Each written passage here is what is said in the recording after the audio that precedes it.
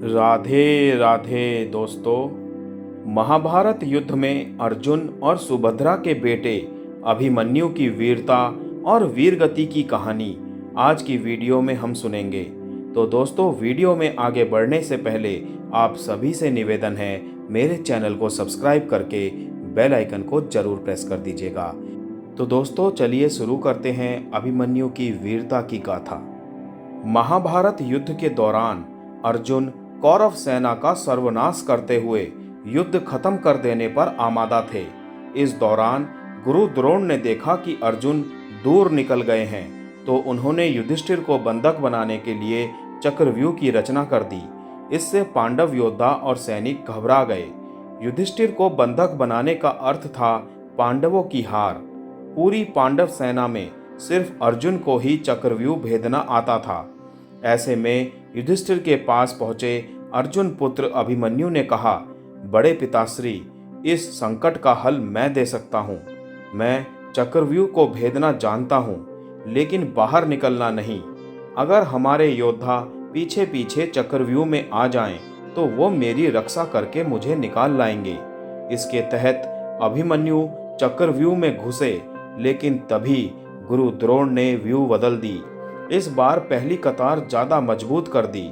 ऐसे में पीछे आ रहे भीम, सात्यकी, नकुल, सहदेव जैसे योद्धा भी अंदर नहीं घुस पाए। इस बीच अभिमन्यु चक्रव्यूह में और अंदर घुसते चले गए, लेकिन कोई भी उनकी रक्षा को पीछे नहीं आ सका। सभी प्रयास ही कर रहे थे। तभी कौरव योद्धा जयद्रथ ने आकर पांडवों को चक्रव्यूह में घुसने से रोकने के लिए घेराबंदी कर दी।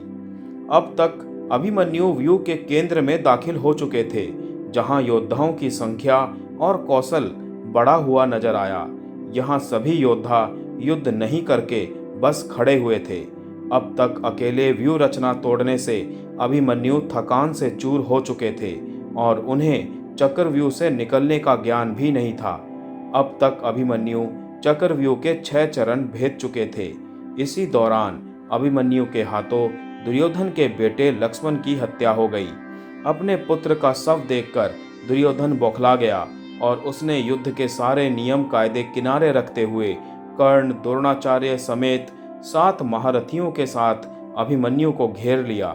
इसके बावजूद अभिमन्यु पूरी ताकत से लड़ते रहे, मगर सातों ने मिलकर उनके रथ के घोड़े मार दिए। अभिमन्यु ने रथ के पहिए को रक्षा कवच बनाकर तलवार से लड़ाई जारी रखी, लेकिन शत्रुओं के ताबड़तोड़ वार से तलवार और रथ का पहिया दोनों टूट गए। अब अभिमन्यु पूरी तरह निहत्थे थे। नियमानुसार निहत्थे पर वार नहीं होना चाहिए था, लेकिन तभी पीछे से निहत्थे अभिमन्यु पर जयद्रथ ने तलवार का जोरदार प्रहार किया। बस फिर क्या था, एक के बाद एक सातों योद्धाओं ने वार पर वार शुरू कर दिए, जिससे अभिमन्यु वहीं वीर गति को प्राप्त हो गए। अभिमन्यु की मृत्यु का समाचार सुनकर अर्जुन क्रोध से पागल हो उठे। उन्होंने तभी प्रतिज्ञा की कि यदि अगले दिन सूर्यास्त से पूर्व उन्होंने अपने पुत्र की हत्या करने वाले कौरवों के जयद्रथ का वध नहीं किया, तो वो आत्मदाह कर लेंगे। उनकी यह प्रतिज्ञा सुनकर जयद्रथ भयभीत होकर दुर्योधन के पास पहुंचा तथा उसे अर्जुन की प्रतिज्ञा के बारे में बतलाया। दुर्योधन जयद्रथ का भय दूर करते हुए बोला, चिंता मत करो मित्र, मैं तथा सारी कौरव सेना महान योद्धा कर्ण सहित कल महाभारत के युद्ध में तुम्हारी रक्षा करेंगे। कल शाम होने तक अर्जुन तुम तक नहीं पहुंच पाएगा। उसे शाम होने पर आत्महत्या करना ही पड़ेगा। महाभारत का युद्ध जब अगले दिन शुरू हुआ, तो अर्जुन की निगाहें जयद्रथ को तलाश करने लगीं, मगर वो कहीं भी दिखलाई नहीं दे रहा था। धीरे धीरे दिन बीतने लगा तथा अर्जुन की निराशा भी बढ़ने लगी कि उन्होंने कल जो प्रतिज्ञा ली थी उसे वह पूरी नहीं कर पाएंगे। अर्जुन की व्याकुलता देखकर उनके सारथी श्री कृष्ण बोले, पार्थ, समय बीत रहा है। कल तुमने जो प्रतिज्ञा ली थी उसे पूरा करने का समय नजदीक आ रहा है तथा कौरव सेना ने जयद्रथ को अपने रक्षा कवच में घेर रखा है। अब तुम शीघ्रता से कौरव सेना का संहार करते हुए अपने लक्ष्य की ओर बढ़ो। अपने सारथी भगवान श्री कृष्ण के ये शब्द सुनकर अर्जुन का उत्साह बढ़ा और वो जोश से युद्ध करने लगे, परंतु जयद्रथ तक पहुंचना मुश्किल था। संध्या होने वाली थी। तभी श्री कृष्ण ने अपनी माया फैला दी। इसके फलस्वरूप सूर्य बादलों में छिप गया तथा संध्या का भ्रम उत्पन्न हो गया। संध्या हो गई है और अर्जुन को अपनी प्रतिज्ञा अनुसार आत्मदाह करना होगा। यह सोचकर दुर्योधन एवं जयद्रथ खुशी से उछल पड़े तथा जयद्रथ कौरव सेना के आगे आकर अर्जुन द्वारा आत्मदाह करने की खुशी में अट्टहास करने लगा। जयद्रथ को देखकर श्री कृष्ण बोले, हे पार्थ, तुम्हारा शत्रु तुम्हारे सामने खड़ा है। उठाओ अपना गांडीव और वध कर दो जयद्रथ का। वो देखो, अभी सूर्यास्त्र नहीं हुआ है। यह कहकर श्री कृष्ण ने अपनी माया समेट ली। देखते ही देखते सूर्य बादलों की ओट से बाहर आ गया। सबकी निगाहें आसमान में सूर्य की तरफ उठ गई। सूर्य अभी भी चमक रहा था।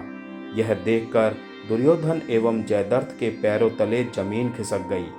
जयद्रथ डर कर भागने लगा। उसी समय अर्जुन ने अपना गांडीव उठा लिया। तभी अर्जुन को श्री कृष्ण ने चेतावनी दी, पार्थ, जयद्रथ के पिता ने इसे वरदान दिया था कि जो जयद्रथ का मस्तक धरती पर गिराएगा उसका मस्तक भी 100 टुकड़ों में विभक्त हो जाएगा। अगर इसका मस्तक धरती पर गिरा तो तुम्हारे सिर के भी 100 टुकड़े हो जाएंगे। उत्तर दिशा में यहाँ से 100 योजन की दूरी पर जयद्रथ के पिता तप कर रहे हैं। तुम जयद्रथ का मस्तक इस प्रकार काटो कि वो उसके पिता की गोद में जाकर गिरे। अर्जुन ने श्री कृष्ण की चेतावनी बड़े ध्यान से सुनी और अपने लक्ष्य की ओर ध्यान रखकर बाण छोड़ दिया। उस बाण ने जयद्रथ का सिर धड़ से अलग कर दिया और उसे लेकर सीधा जयद्रथ के पिता की गोद में जा गिराया। पुत्र का कटा शीश देखकर जयद्रथ के पिता चौंक कर उठे तो पुत्र का कटा शीश गोदी से जमीन पर गिर गया। जयद्रथ के कटे शीश के जमीन पर गिरते ही जयद्रथ के पिता के शीश के भी 100 टुकड़े हो गए। इस प्रकार अर्जुन ने जयद्रथ की मौत का बदला लेकर अपनी प्रतिज्ञा पूरी की।